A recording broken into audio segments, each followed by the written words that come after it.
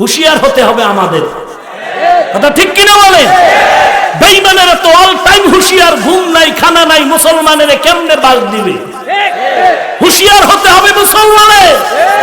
মুসলমান যদি হুঁশিয়ার হইতাম তাহলে আমার সামনে বসে আমার রাসূলের দাড়ি নিয়ে ছাগলের সাথে তুলনা দিতে পারতো না, জবাই হয়ে যেত জবাই।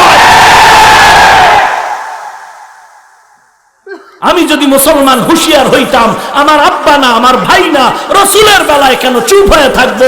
পীরের বিরুদ্ধে বললে মুরিদ লাঠি মিছিল করো, নেতার বিরুদ্ধে বললে ভক্ত লাঠি মিছিল করো, রাসূলকে যে সন্ত্রাসী বলে গালি দিল, আজানের আওয়াজকে বেশ্যার আওয়াজ বলল, কোরআন শরীফ পাল্টায় দেওয়া দরকার, পুরান হয়ে গেছে বলল, তুমি যদি হুঁশিয়ার হইতা, লাঠি হাতে নিয়ে বলতা, ও বেঈমানের দল, আল্লাহর কোরআন কোনদিন পাল্টানো হবে না, বরং তোর মতো বেঈমানের পাল্টাইয়া জমিন পবিত্র করতে হবে।